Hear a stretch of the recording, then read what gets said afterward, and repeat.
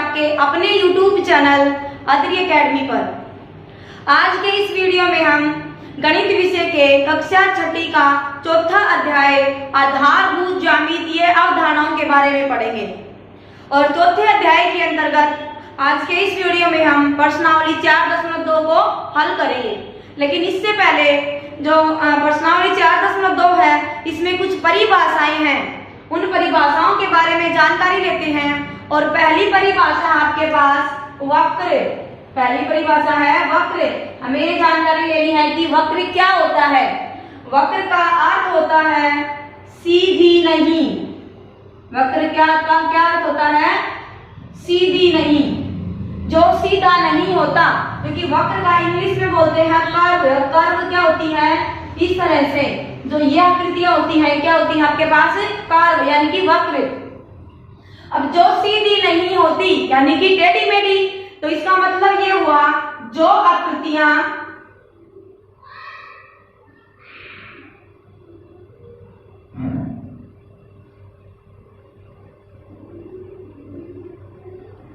टेढ़ी मेढ़ी होती हैं वो वक्र कहलाती हैं।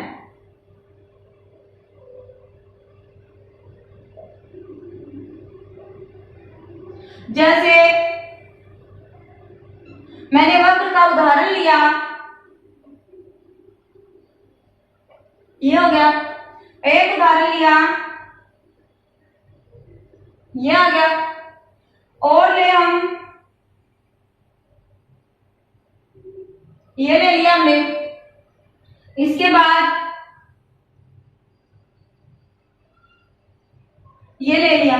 तो ये क्या है? सारे किसके उदाहरण है? वक्र के। ठीक है। वैसे आपके पास आप मैथ में जो आकृतियां सीधी हों उनको भी वक्र के अंतर्गत ही लेते हैं। जैसे कि आपके पास ये आ गया, ये क्या है आपके पास? ये भी वक्र का उदाहरण है। ठीक है। तो वक्र क्या होंगी? जो आकृतियां टेढ़ी मेढ़ी होती हैं वो होती है वक्र। लेकिन मैथ के अंतर्गत आप सीधी आकृतियों को भी वक्र बोल सकते हैं। और वक्र के उदाहरण जैसे ये हो गई, पहला उदाहरण है ये 1 2 3 और 4। ये 4 उदाहरण लिए हमने। इनमें से ये सारी किसी उदाहरण है वक्र के। अब जो आकृतियां अपने आप को यानी कि खुद को नहीं काटती, खुद को न काटने वाली जो वक्र होती हैं उनको हम बोलेंगे सरल वक्र। क्या बोलेंगे? सरल वक्र। जो वक्र अपने आप को नहीं काटती, ये वक्र है, ये अपने आप को यहाँ पे काट रही है। ये वाली जो वक्र है ये नहीं काटती, ये वाली भी नहीं काटती। तो इनको आप क्या बोलेंगे? जो वक्र अपने आप को ना काटे उसका क्या नाम होता है? उसको हम बोलेंगे सरल वक्र। ठीक है। अब वक्र के भी 2 प्रकार हैं। कौन से हैं?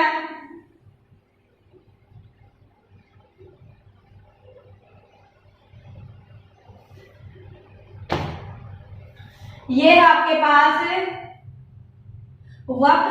वक्र के भी 2 प्रकार हैं। कौन से? एक है खुली वक्र और दूसरी है बंद वक्र। आपको नाम से ही विदित हो रहा है, नाम से ही पता लग रहा है कि खुली वक्र क्या होगी?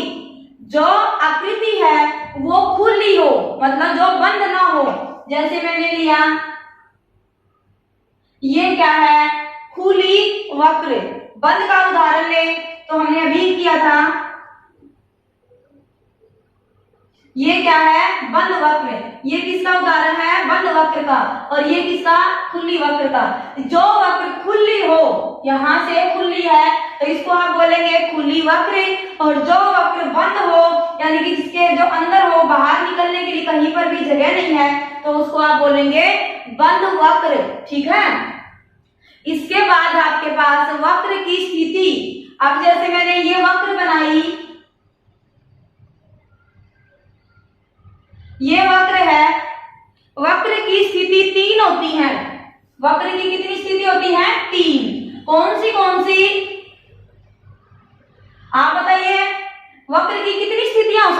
तीन। कौन सी? एक तो ये जो वक्र के बाहर है, एक जो वक्र की परिसीमा के ऊपर है और एक जो वक्र के अंदर है। तो इन तीनों के अलग अलग नाम हैं। वक्र के अंदर वाले क्षेत्र को आप क्या बोलेंगे? जो अंदर वाला भाग है, सॉरी क्षेत्र नहीं भाग, अंदर वाले भाग को आप क्या बोलेंगे? अभ्यंतर। आंतरिक भाग जिसको हम बोलते हैं उसको हम क्या बोलेंगे? अभ्यंतर, इंटीरियर, यानी कि अंदर वाला भाग, वक्र के अंदर वाला भाग है उसको हम बोलेंगे अभ्यंतर। और जो वक्र की जो ये क्या है आपके पास बाउंड्री, बाउंड्री को हम बोलेंगे परिसीमा, जो इस बाउंड्री पे है उसको हम बोलेंगे परिसीमा, वक्र की परिसीमा। और तीसरा जो भाग है, एक हमने लिया वक्र के अंदर अभ्यंतर पे, दूसरा हमने लिया परिसीमा पे, और तीसरा है हमारे पास बहिर्भाग। तीसरा भाग कौन सा है? बहिर, जो बाहर का है उसको हम बोलेंगे बहिर्भाग, इसको हम बोलेंगे आंतरिक भाग या अभ्यंतर, और ये है इसको हम क्या बोलेंगे? वक्र की परिसीमा। ये है आपके पास वक्र की कितनी स्थितियां होती हैं? तीन स्थितियां। एक वक्र के अंदर वाला, एक वक्र की बाउंड्री यानी कि परिसीमा पे, और एक वक्र के बाहर वाला। अब वक्र की परिसीमा और जो आंतरिक भाग है उसको मिला के हम बोलते हैं क्षेत्र। क्या बोलेंगे? ये क्या है? क्षेत्र, जिसको इंग्लिश में हम बोलते हैं रीजन। क्या होगा आपके पास? क्षेत्र। वक्र की परिसीमा भाग एक और भाग दो को मिला के क्या बनता है आपके पास? क्षेत्र। भाग एक को मिला दो और भाग दो को मिला दो, इन दोनों के मिलने से हमारे पास क्या बन गया? वक्र का क्षेत्र। एक और दो क्या है? वक्र का आंतरिक भाग और वक्र की परिसीमा, इन दोनों को मिलाने से क्या बना है मेरे पास? क्षेत्र बन गया। ठीक है, इसके बाद हम पढ़ेंगे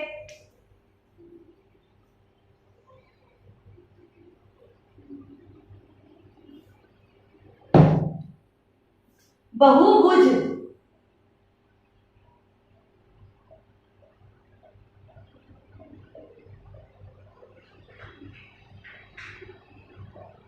बहुभुज क्या होते हैं? भुज मीन्स भुजाएं, बहु मीन्स अनेक, यानी कि ऐसी सरल जो आपके पास वक्र जिनकी बहुत सारी भुजाएं हों, बहुत का मतलब जिनकी तीन या तीन से अधिक भुजाएं हों। कम से कम बहुभुज की कितनी भुजाएं होती हैं? तीन भुजाएं होती हैं। दो भुजाओं का कोई भी बहुभुज नहीं बनेगा। आपने पढ़ा होगा कभी भी, आपने जब भी आपके पास बहुभुज के बारे में पढ़ा है तो सबसे पहले आप क्या पढ़ते हो? सबसे पहले क्या है आपके पास? त्रिभुज। त्रिभुज मतलब तीन भुजाओं वाले। या तो आपने पढ़ा है कि ये है, ये इसको आप क्या बोलोगे? या तो ये है बन गई एक भुजा वाली रेखा, या फिर यहां से ले तो ये क्या बन गई? किरण, और या फिर ये बन गया रेखाखंड। ये क्या बन गया? रेखाखंड। या तो ये आपके पास एक भुजाओं वाले, ठीक है, या फिर आपके पास सीधे कितने आते हैं? तीन भुजाओं वाले।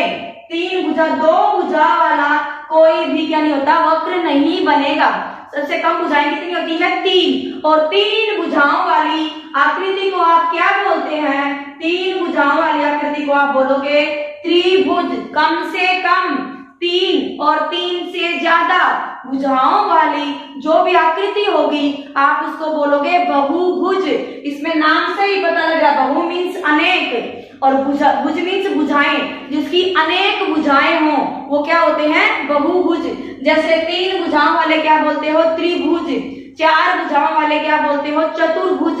और जिसकी पांच भुजाएं होती है उसको क्या बोलते हो? पंचभुज। और इसी तरह से आगे चलता रहता है। ठीक है, तो बहुभुज क्या होगा? ऐसी सरल आकृतियां जो कि बंद हो। एक और इसमें क्या होती है? बहुभुज में ये आपके पास एक तो होनी चाहिए आकृति कैसी हो? सरल हो, और प्लस में बंद हो। सरल प्लस में बंद। ये जो दो है, ये एक तो हो सरल हो और जमा में जो बंद हो, और तीन या तीन से ज्यादा भुजाओं वाली जो आकृतियां होंगी उसको आप क्या बोलेंगे?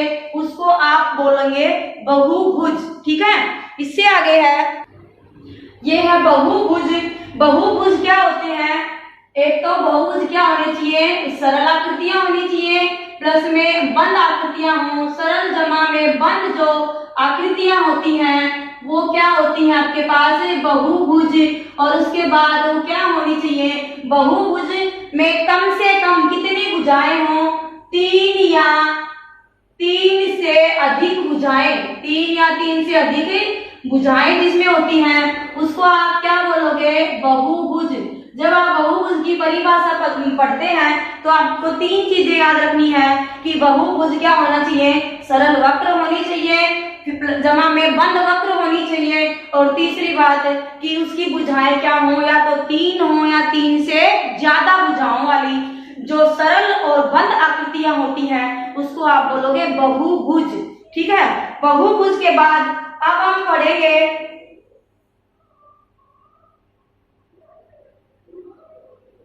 बहुभुज का कोई उदाहरण लेते हैं। जैसे आपके पास ये बन गया,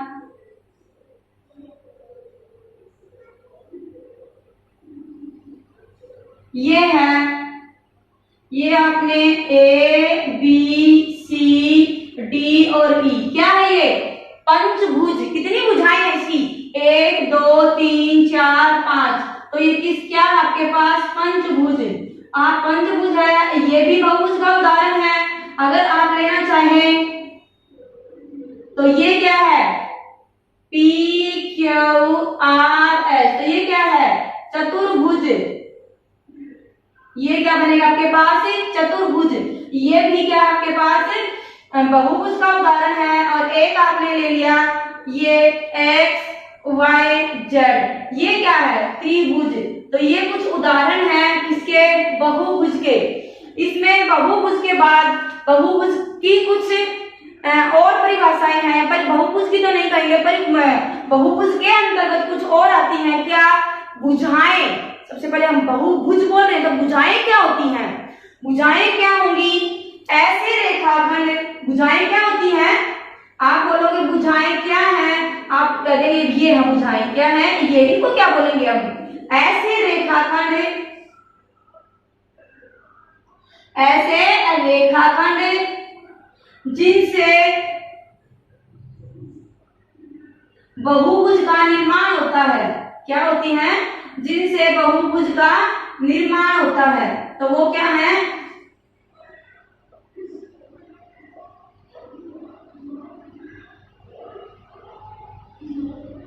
भुजाएं कहलाती हैं। क्या होती हैं, ऐसी जो रेखाखंड है, ये अगर एक रेखाखंड एक्स वाई एक रेखाखंड है, यहाँ से एक्स जेड दूसरा रेखाखंड है, और वाई जेड तीसरा रेखाखंड है। एक रेखाखंड ये हो गया, दूसरा यहाँ से ये, और तीसरा ये। 3 रेखाखंड के मिलने से क्या बना, त्रिभुज। और ये 3 रेखाखंड है, इसको आप क्या बोलोगे, भुजाएं। एक ये आ गया, दूसरा ये, और तीसरी ये तीनों की तीनों जो रेखाखंड है इनको हम बोलेंगे ये है त्रिभुज की भुजाएं। क्या बोलेंगे आप, त्रिभुज की भुजाएं। जैसे हमने ये ले लिया पंचभुज, तो पंचभुज की एक भुजा यहाँ से, दूसरी यहाँ, तीसरी ये भी, और चौथी ये, और पांचवी ये, और ये सारी मिलके आपके पास क्या बना रही हैं, भुजा। क्या बना रही हैं, भुजाएं।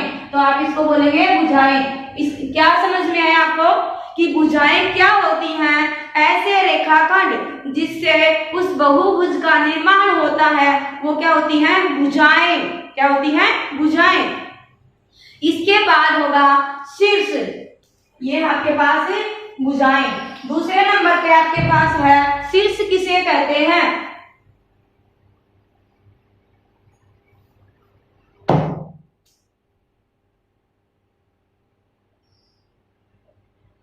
शीर्ष जिसको हम इंग्लिश में बोलते हैं वर्टेक्स। शीर्ष क्या होता है, शीर्ष जहां पे 2 भुजाएं एक दूसरे से आपस में मिलती हैं, या जब 2 भुजाएं एक ही बिंदु पे एक दूसरे को काटती हैं, वो होता है शीर्ष। क्या होता है, शीर्ष।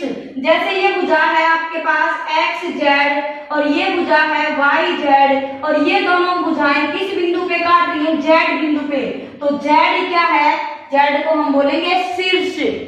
यहाँ से हमारी एक भुजा है एक्स वाई और दूसरी भुजा है जेड वाई, तो ये दोनों कहाँ पे काटती हैं? वाई बिंदु पे। यानी कि जब दो भुजाएं किसी एक ही बिंदु पे काटे तो उसको हम बोलते हैं शीर्ष। क्या होता है वो? शीर्ष। यानी कि किसी रेखाखंड, किसी भी बहुभुज को बनाने वाले रेखाखंड तो होते हैं आपके पास भुजाएं, और जहां पर दोनों भुजाएं एक ही आपके पास उभयनिष्ठ बिंदु पर काटे तो वो क्या होता है? उभयनिष्ठ बिंदु पर काटेंगे तो उसको हम क्या बोलते हैं? शीर्ष। क्या बोलते हैं? शीर्ष। इसके बाद है हमारा अगला आसन्न भुजाएं। क्या है इसके बाद? आसन्न भुजाएं और आसन्न शीर्ष। आसन्न शीर्ष। आसन्न भुजाएं क्या होती हैं? आसन्न भुजाएं होंगी जब दो भुजाएं हैं और उनका एक उभयनिष्ठ बिंदु हो, एक उभयनिष्ठ बिंदु हो, वो क्या होती है आपके पास? आसन्न भुजाएं। क्या? आसन्न भुजाएं क्या होंगी?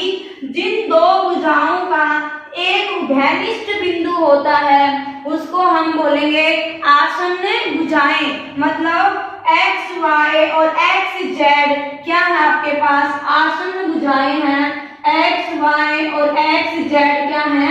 आसन्न भुजाएं। और दूसरी आप क्या ले सकते हो? यहाँ से हम लेंगे एक्स वाई और वाई जेड। दूसरा और क्या बनेगा? एक्स वाई और वाई जेड। ये भी क्या है? आसन्न भुजाएं। ठीक है, मतलब ये हुआ कि उस शीर्ष क्या होता है? जहां पे दो भुजाएं काटती हैं उस शीर्ष बिंदु से जो दो रेखाखंड निकलते हैं वो आपस में क्या होती है? आसन्न भुजाएं। मतलब जहां पे दो रेखाखंड आके काटेंगे, एक जो आपके पास उभयनिष्ठ बिंदु होगा, यानी उस उभयनिष्ठ बिंदु से निकलने वाले जो दोनों रेखाखंड हैं उनको आप बोलोगे आसन्न भुजाएं। भुजाएं तो जैसे आपके पास त्रिभुज है, भुजाएं तो तीन है, लेकिन इनमें से आसन्न भुजाएं कौन सी होंगी? ये यहाँ से एक और दो, ये क्या है? आसन्न भुजाएं हैं। एक और तीन, ये क्या है? आसन्न भुजाएं हैं। जैसे एक बार मैं फिर से बना दूं इस आकृति को।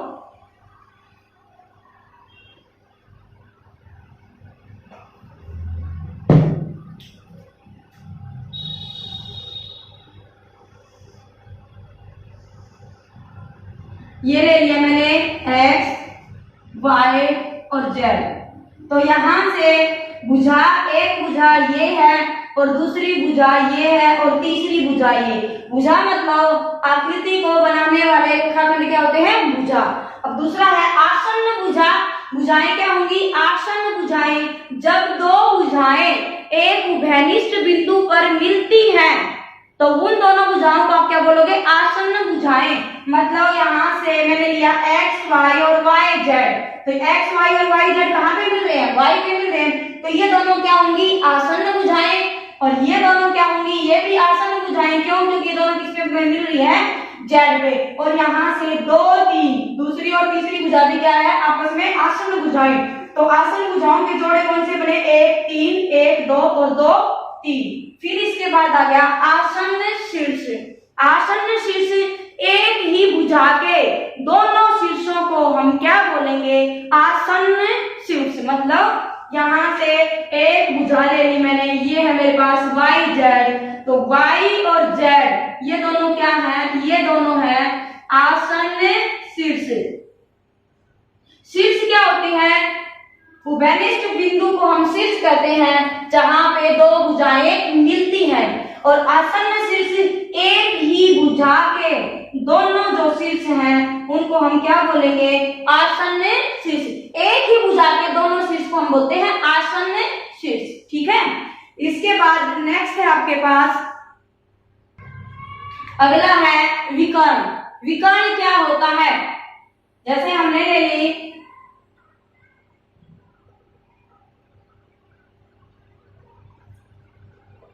ए बी सी डी, हमने चतुर्भुज ले लिया, तो यहां से ए और बी ये दोनों मिलकर क्या बना रही हैं? आसन्न शीर्ष। इसके बाद आसन्न भुजाएं कौन सी हैं?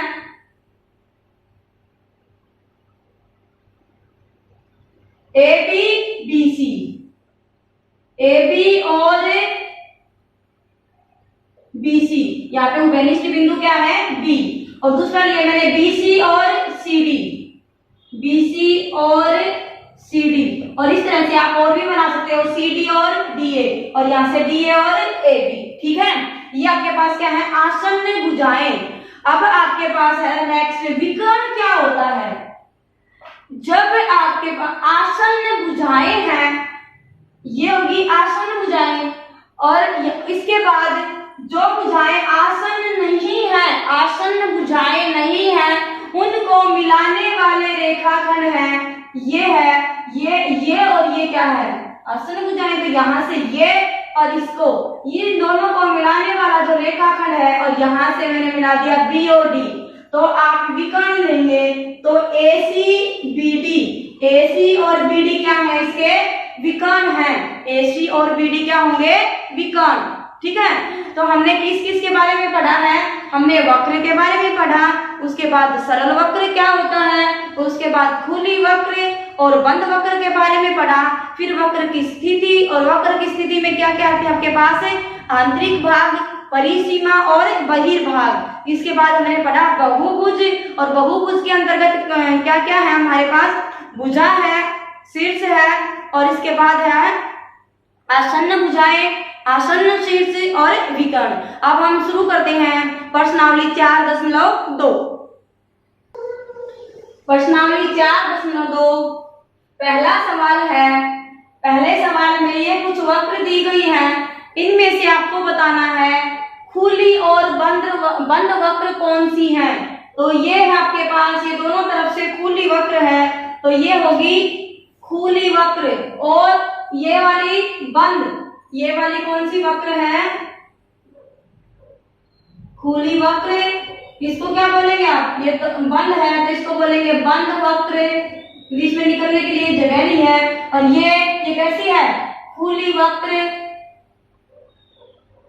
और ये क्या है ये भी बंद वक्र, और ये भी है आपके पास बंद वक्र। ठीक है, यहां से ये एक और यहां से दो, ये दो वक्र है खुली, और ये 3 वक्र है बंद वक्र। खुली मतलब जिसमें से अंदर से बाहर आने का रास्ता हो, वो होगी खुली, और जो बंद है, जो बाहर निकलने के लिए रास्ता नहीं है, वो होगी आपके पास बंद वक्र। अब दूसरा सवाल है,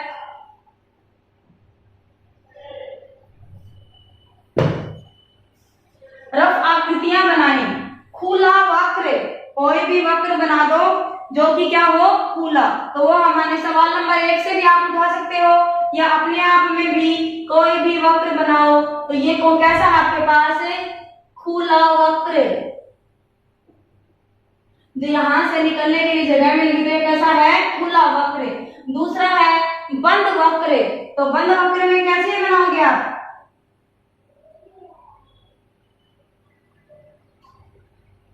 तो ये क्या है बंद वक्र, ये आप अपनी मर्जी से कोई और भी बना सकते हैं। ठीक है, तो ये हर स्टूडेंट का अलग अलग होगा। खुली वक्र आप कोई भी वक्र बना दो जो खुली हो, कोई जरूरी नहीं कि आप इन्हीं को बनाओ, अपने आप से भी कोई भी वक्र बना सकते हो जो खुली हो और बंद हो। इसके बाद तीसरा सवाल है, कोई भी बहुभुज खींचकर उसके अभ्यंतर को छायांकित कीजिए। बहुभुज क्या होगा, अभी हमने पढ़ा था क्या हो, एक तो वो सरल वक्र हो, दूसरा बंद हो, और तीसरा वो उसका निर्माण किससे हो रेखाखंडों से। किससे, एक तो रेखाखंड से बना हुआ हो, दूसरा वो बंद हो, और तीसरा क्या हो सरल वक्र हो, तो उसको हम क्या बोलेंगे बहुभुज। तो आपको बहुभुज बनाना है, तो इसमें भी ये जो इसका जो उत्तर है वो हर स्टूडेंट का अलग अलग होगा। बहुभुज में आप त्रिभुज बना दो, चतुर्भुज बना दो, तो जैसे मैंने बना दिया यहां से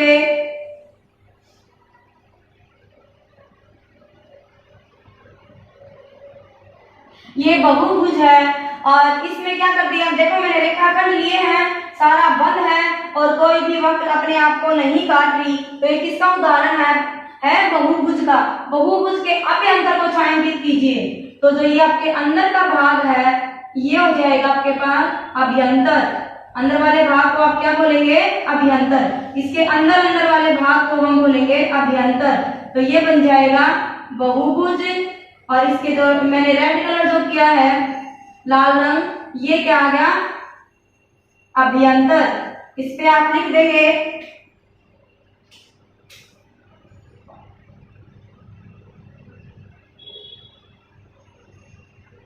क्या है ये? अभ्यंतर। आप त्रिभुज बना दो, त्रिभुज बना लो, और इसके जो आंतरिक भाग है, इसका अंदर वाला भाग, इसको छायांकित कर दो,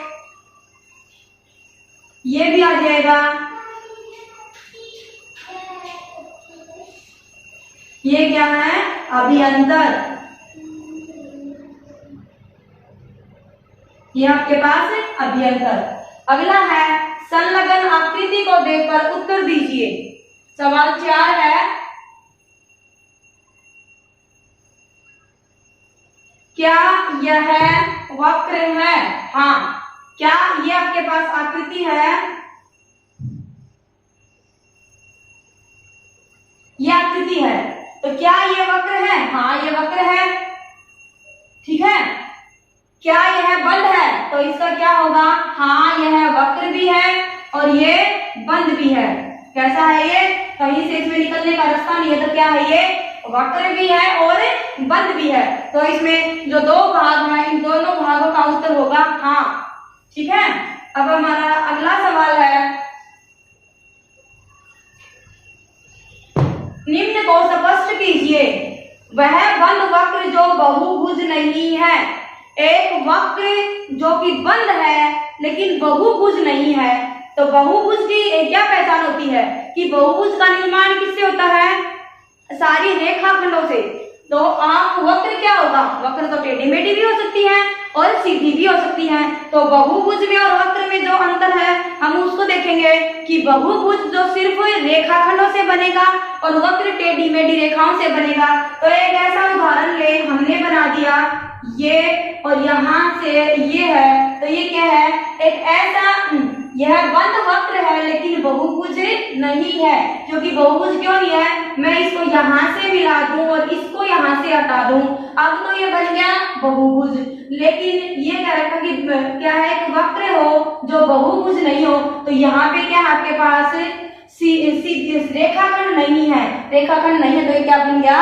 बंद वक्र। बंद भी है, इसके अंदर से बाहर जाने का रास्ता भी नहीं है, तो हम इस क्या बोलेंगे? ये एक बंद वक्र है जो कि बहुभुज नहीं है। ये आपके पास है सवाल 5 का पहला भाग। दूसरा भाग है, केवल रेखाखंड से बनी खुली बहुभुज सिर्फ और सिर्फ रेखाखंड से बनी हुई होनी चाहिए। कैसे बनाओगे आप? यहाँ से ये और ये ऐसे बना दो, सारी रेखाखंड से आप ये बना दो, बहुभुज हो। यहाँ से ये बना दीजिए, ये क्या है? खुली है। तो खुली, आप इसमें इस वाले में भी सब के उत्तर है वो अपने अलग अलग होंगे। आप कैसे भी आकृति बना सकते हो। यहाँ से रेखाखंड से बनी खुली, तो ये सारे रेखाखंड हैं, तो इसलिए हम इसको बहुभुज बोलेंगे। लेकिन इसके अंदर से बाहर जाने का रास्ता है यहाँ से, तो ये कैसी है? खुली बहुभुज। इसके बाद दो भुजाओं वाला बहुभुज। मैंने बताया था जब बहुभुज की परिभाषा दी कि दो भुजाओं वाला बहुभुज नहीं होता। बहुभुज के लिए कम से कम 3 और 3 से ज्यादा भुजाएं होनी चाहिए, और कम से कम 3 भुजाओं वाले बहुभुज को हम बोलते हैं त्रिभुज। ठीक है। तो दो भुजाओं वाला बहुभुज में क्या लिखोगे आप? इसके तीसरे उत्तर में लिखोगे संभव नहीं है। संभव नहीं है। इसी के साथ हम प्रश्नावली 4.2 समाप्त होती है, और अगले वीडियो में हम अगली प्रश्नावली डिस्कस करेंगे।